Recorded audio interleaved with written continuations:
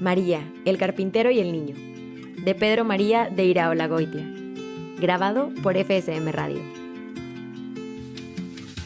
El espíritu del silencio. Es notable el silencio que guardan los evangelistas acerca de María después de la resurrección. El mismo San Lucas, que hace la historia de los primeros años de la Iglesia, no nos dice de María más que estaba con los discípulos los días de la venida del Espíritu Santo. No nos cabe la menor duda de que María, desde la sombra, ayudaría en lo que pudiera a los apóstoles.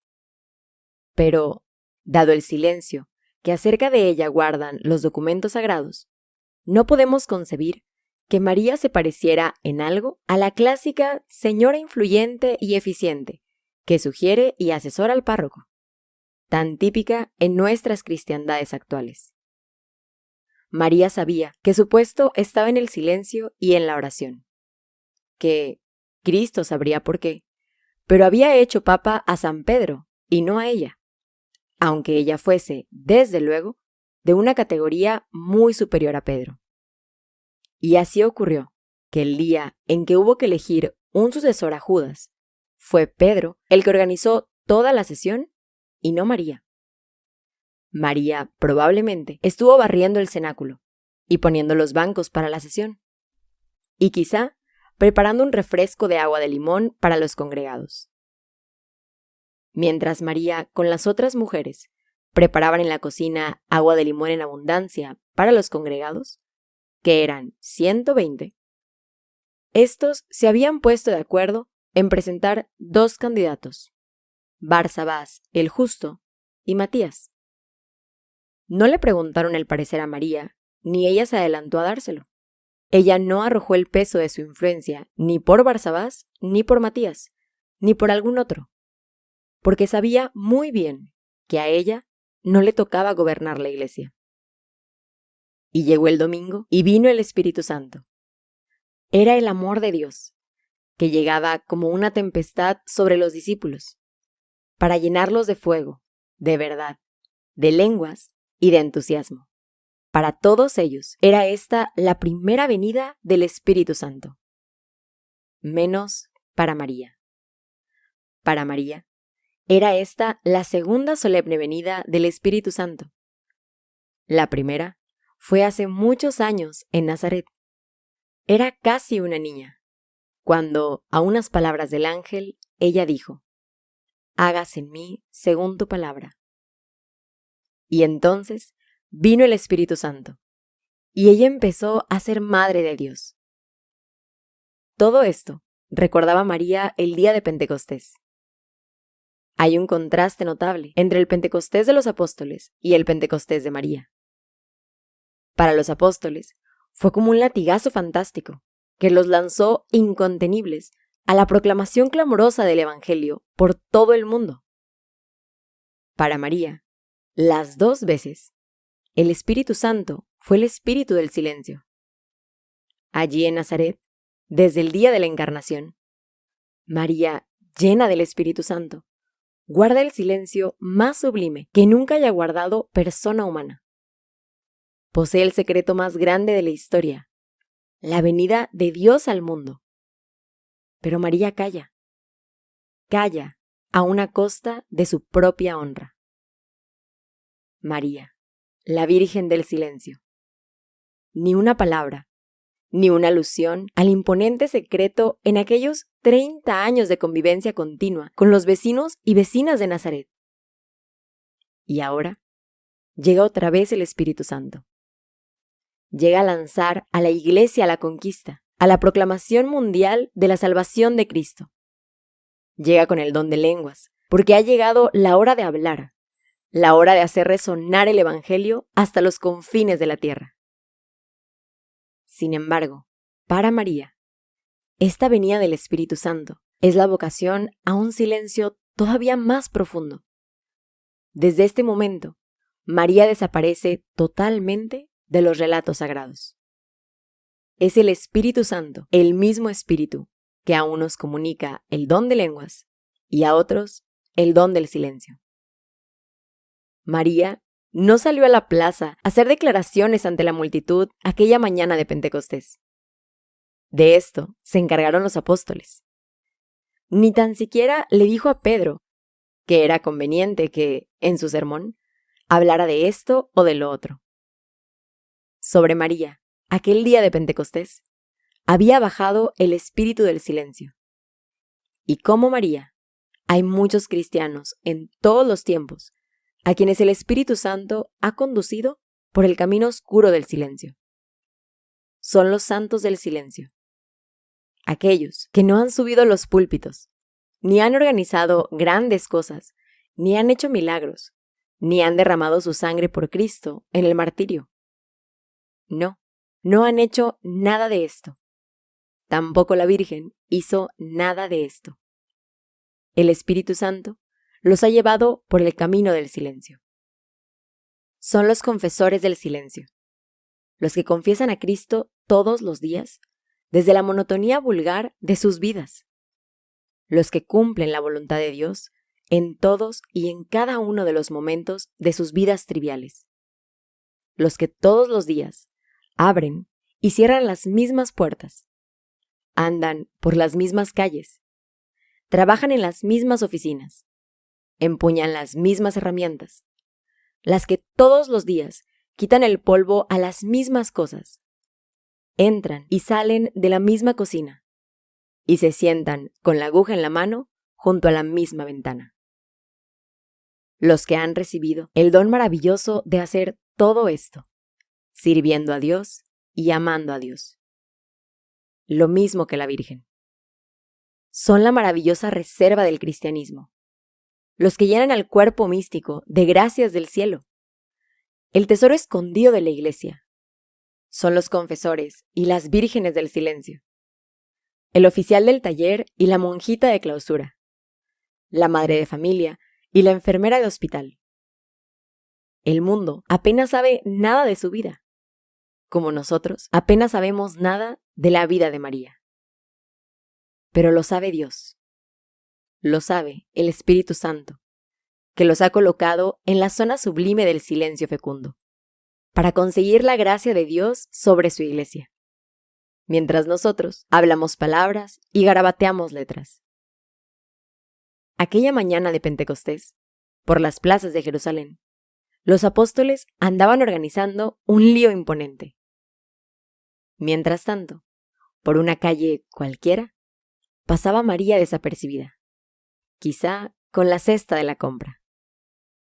Ella, la persona más excelsa de la Iglesia, venga a ganar gracias de Dios, para que allá, en la plaza, miles y más miles de gentes estuvieran venga a convertirse al cristianismo, mientras oían a San Pedro hablando en griego, en hebreo, en árabe, en latín y en qué sé yo qué. La casa de Juan. Lo había dicho Cristo desde la cruz.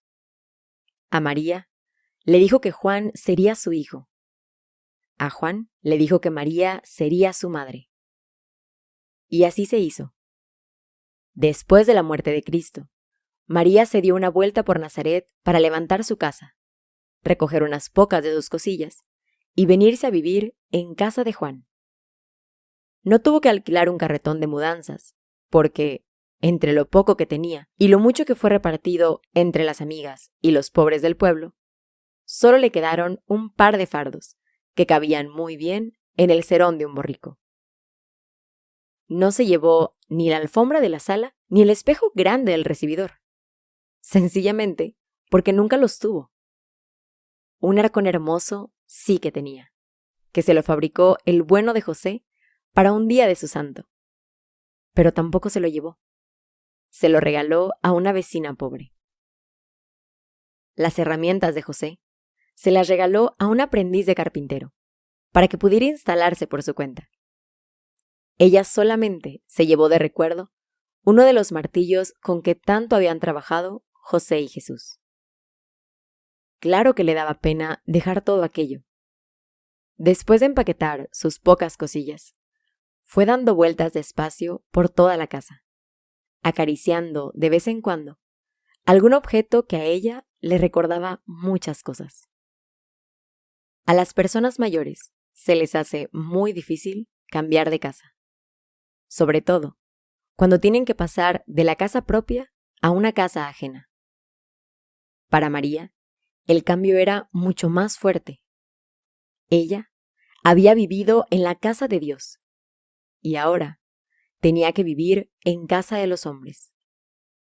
Pero aceptó muy gustosa el venir a vivir a casa de Juan y aceptaría muy gustosa el venir a vivir a cualquiera de nuestras casas. Es muy probable que además de vivir en casa de Juan, pasara temporadas en casa de los otros apóstoles. Todos querrían tener a María en su casa, y María iría a veces por las casas de todos. Todas eran las casas de sus hijos. Juan tendría la casa por dentro.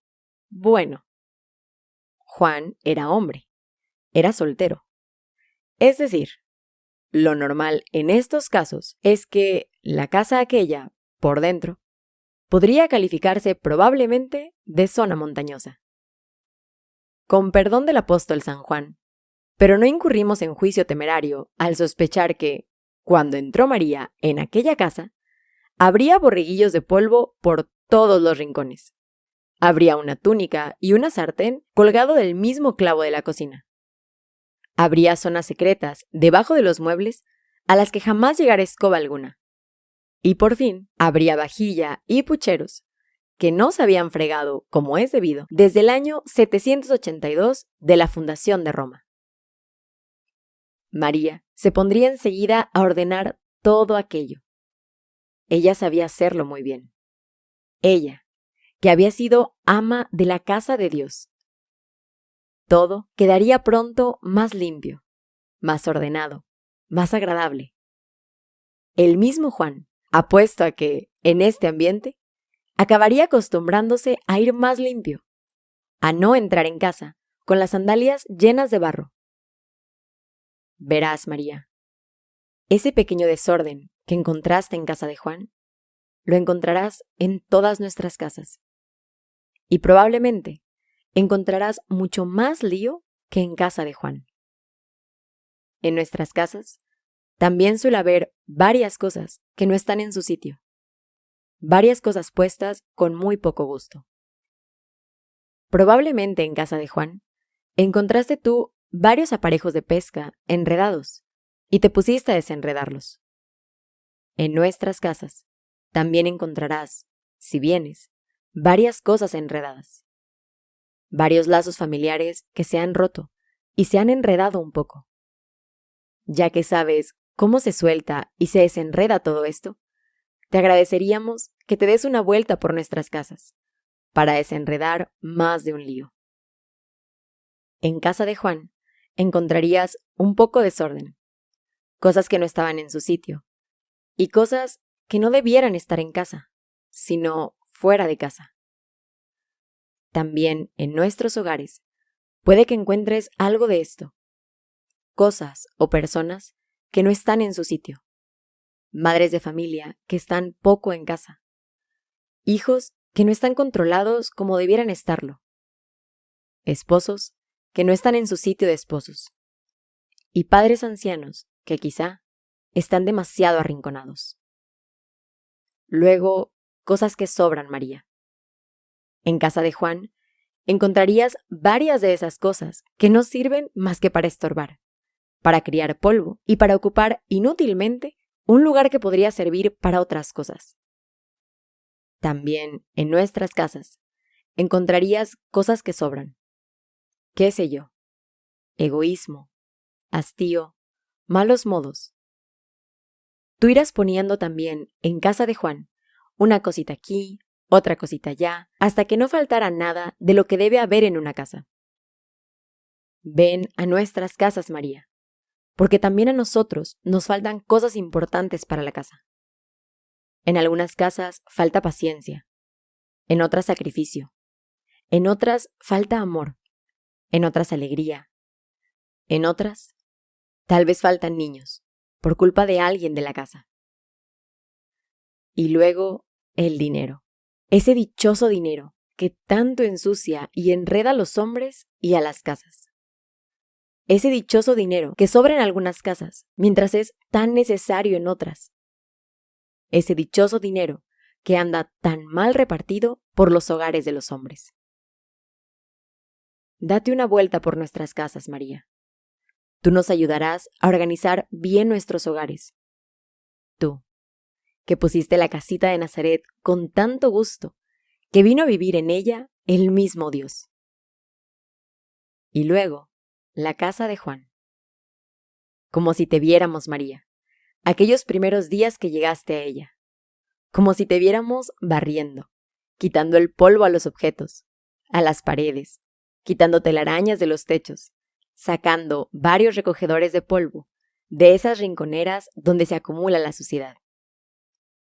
Te invitamos a nuestras casas, porque tú sabes muy bien que desde que murió Cristo, tu casa es la casa de Juan. Tus casas son las casas de tus hijos, los hombres. Ven a vivir con nosotros. Estás en tu casa, María. Ahora sí, María. Pero llegó un día en el que también María se murió. No hay ninguna razón convincente en la Sagrada Escritura, ni en la tradición, para que creamos que María no pasó por la muerte. Por nuestra parte, creemos que María pasó y quiso pasar por el trance de la muerte, porque también su Hijo, Jesús, había pasado por la muerte. María, nuestra Madre, moribunda en casa de Juan, en una cama humilde, en una estancia con la ventana y la puerta entornadas, rodeada de cristianos silenciosos, tal vez de alguno que otro apóstol, además de Juan. Ahora ella sabe por experiencia lo que es morir. Pasar por esos momentos de suprema humildad y de suprema grandeza. ¿De qué murió la Virgen? La respuesta de cliché para este caso suele ser la siguiente. María murió de amor. Con todo respeto para esta opinión, defendida por varios teólogos y algunos santos, no podemos menos de lamentarnos de que la inmensa hondura del misterio de la muerte de la Virgen se despache con una frasecita, a la que, generalmente, se le da un tono muy azul celeste. La frase María murió de amor, que, dicha por los que normalmente suelen decirla, suena a una expresión muy fin de siècle. Suena a una frase muy de oración final para todos los días. Sabemos, efectivamente, por la teología mariana, que en María, la llena de gracia, había una plenitud de gracia y de amor de Dios que sobrepasa todos nuestros conceptos. No solamente no negamos que María pudiera haber muerto por efecto de su amor a Dios, sino que sostenemos que esto pudiera haber ocurrido en cualquiera de los momentos anteriores de su vida. Sin embargo, ni Dios ni la Virgen quisieron una muerte tan teatral. Pudiera haber muerto de amor el día del nacimiento de Jesús en Belén, pero María prefirió vivir por amor, aguantar con su hijo por amor en aquella cuadra, pasar frío, desamparo, huir a Egipto con lo puesto, por amor. Pudiera haber muerto por amor y dolor el día en que se le perdió el niño en Jerusalén. Pero María prefirió vivir por amor, pasar el trago amargo de la separación, andar, buscarle a ciegas, encontrarle y volver a Nazaret, y seguir trabajando y sufriendo con Cristo, por amor. Pudiera María, con más razón que nunca, haber muerto por amor la tarde en que, desde el pie de la cruz, veía morir a su hijo. Pero, en lugar de escoger una muerte por amor, melodramática y aparatosa, ante todo Jerusalén, María escogió seguir viviendo por amor, tener a su hijo muerto en sus brazos, acompañarle al sepulcro, y luego regresar a su casa por las calles más desapercibidas de Jerusalén. Todo esto por amor. María tenía efectivamente, suficiente amor de Dios para haber muerto en muchas ocasiones de su vida. Pero no tenía tan poco amor de Dios como para no seguir viviendo por Él, sufriendo por Él, quedando en este mundo sola por Él, no muriendo hasta que no fuese la voluntad de Dios que dejara esta vida para reunirse con su Hijo. Lo impresionante de María no es que su muerte fuera por amor. Lo impresionante es que vivió por amor, que dio a luz a Dios en una cuadra abandonada por amor, que tuvo que huir de la policía al extranjero por amor, que lavó ropa y surció y barrió y fregó pucheros todos los días por amor, que subió al Calvario y bajó del Calvario por amor, que después de la ascensión de Cristo siguió viviendo por amor. La muerte de María, en el momento en que lo disponía la voluntad divina, no es más que un acto más de una vida entera hecha por amor. Así, la muerte de María es un acto de amor. Pero lo que nos resistimos a imaginar es que la muerte de María fue una escena melodramática con suspiros, angelitos y fondo musical. Es más, creemos que la muerte por amor de María se produciría después de una enfermedad con sus dolores, sus trabajos y sus penas corporales. No porque mereciera, sino porque aceptaría voluntariamente una muerte dolorosa, como la aceptó su Hijo. Esta sería ciertamente una muerte por amor. Morir, sufriendo todas las dificultades corporales, como murió su Hijo Jesucristo, como íbamos a morir nosotros, sus hijos, que íbamos a encomendarnos a ella en la hora de nuestra muerte. Dios hizo redentor a su Hijo unigénito, haciéndole en todo semejante a nosotros, fuera del pecado. Por eso, Cristo murió entre penas y sufrimientos.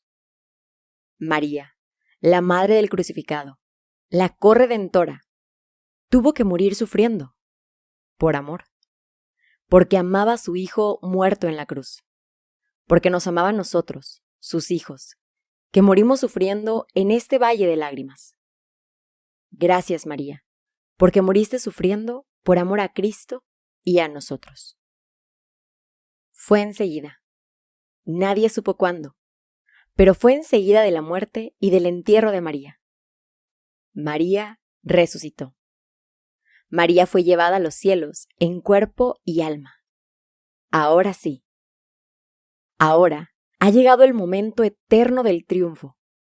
Ahora, no antes, tenemos derecho a suponer todo lo imaginativo, todo lo maravillosista, todo lo fantástico. Ahora podemos rodear a María de todos los mantos, de todas las joyas, de todas las nubecillas rosa, de todos los angelitos guapos. Ahora podemos ponerle coronas, guirnaldas, tules y arpegios. Ahora sí, María. Ahora triunfas, porque antes, en vida, no quisiste triunfar. Ahora eres reina, porque antes fuiste la esclava del Señor. Has llegado ahí, María, porque en toda tu vida fuiste humilde, sencilla, sacrificada. Mejor dicho, porque se fijó Dios en la humildad de su sierva. María, Virgen triunfante de la Asunción, porque en vida no fuiste una virgencita de alabastro o de plexiglás, sino porque fuiste una mujer de nuestra misma carne, con la grandeza de tu sencillez, tu entrega y tu sacrificio. Ahora sí, María,